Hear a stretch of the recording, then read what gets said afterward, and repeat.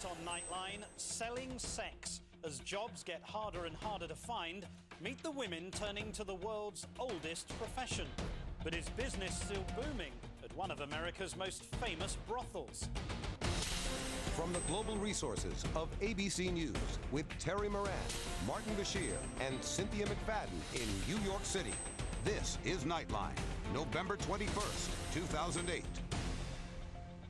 Good evening. It seems that nothing is immune from the current economic crisis, from slumping stocks and plunging sales to more and more Americans losing their jobs. Last month, the nation's rate of unemployment leapt to 6.5%, the highest level in 14 years. And this might just explain why one industry in one particular state is receiving a record level of applications. The work is not to everyone's taste, but in desperate times, some people are prepared to take desperate measures, as Neil Karlinski now reports. This is Susan You look Austin. terrified. So nice to meet you. It's a pleasure to meet you. Wow, aren't you pretty? Thank you.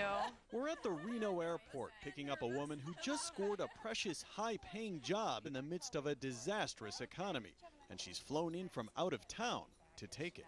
Oh, everything you've got, Nope. you've got with you. Well, Yeah, bless in your my heart. one bag.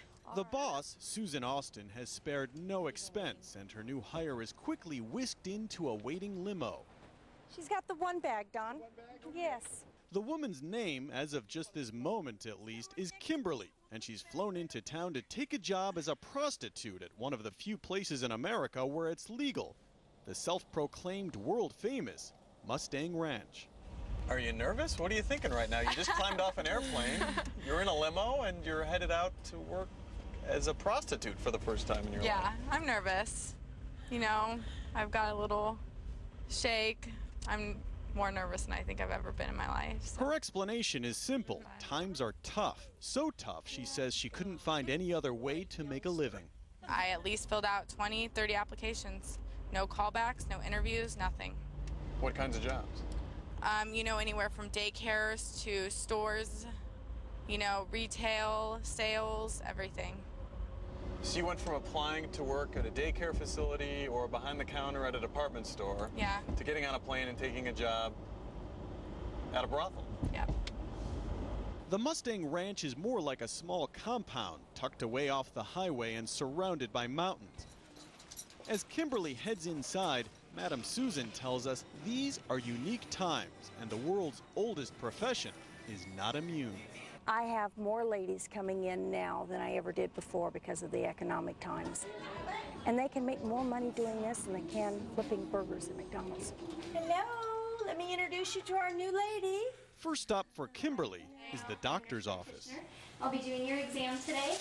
Have you ever worked in a brothel before? No, I haven't. Okay, great. What we're going to do today is test your blood. We test you for HIV and syphilis. That's a once-a-month test.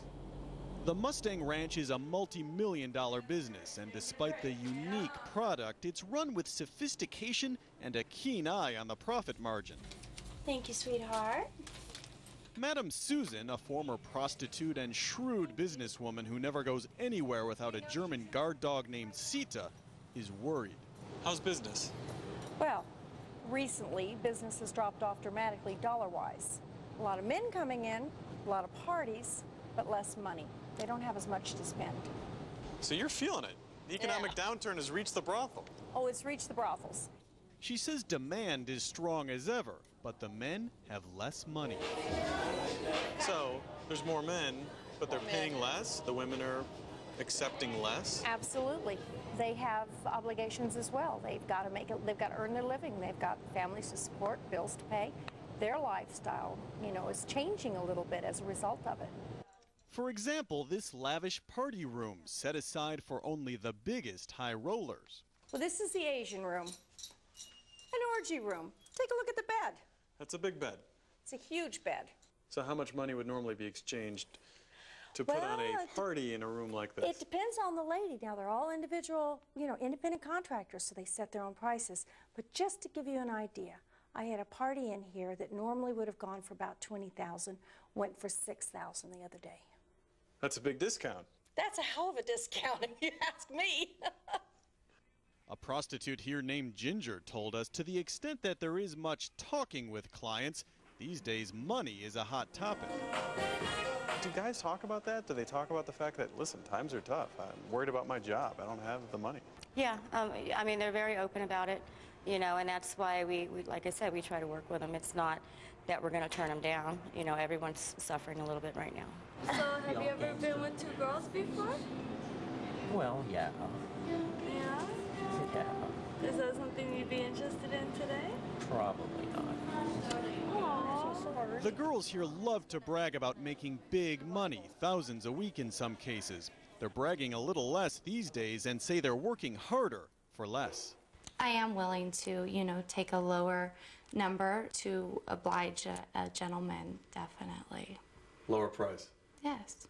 Absolutely. You know, it's funny, though, because I always say that people will find money for the 3 things that they love in life: drugs, liquor, and sex. So with that being said, I think people will actually extend their budget a little bit and maybe put off paying that one bill to come here and have that stress relief that they can get from spending a couple hours with a lady. The irony for Madam Susan is that while the money is drying up, more women are applying for jobs. Have you noticed the numbers of people who are emailing in, the numbers of women looking for work, picking up? Oh, absolutely. Absolutely. And the age group is going older. I had a 72-year-old woman apply for a job. Oh, my. Yeah.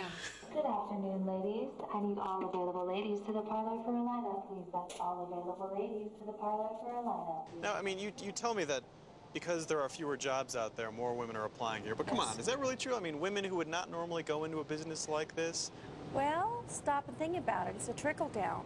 If your companies are laying off 300 workers and that worker happens to be your husband, and now you need to go out and earn an income to support your family because your husband can't get a job. You can't support a family working in a service industry like, you know, the fast foods or as a housekeeper somewhere. She says the poor economy has forced her to lay off 30% of her staff, unheard of in a business generally regarded as a printing press for making money. Are you booking? It's a good one. Okay, thank you. So if you don't like what's on your bed, Before we leave, we check in again on the new girl, Kimberly. you pick her up everything she needs, like antibacterial soap, etc. So we can go do that now. Okay. Get you all set up. Do you have any toiletries with you at all? I have shampoo. And Okay, that's about but you it. don't have much, so.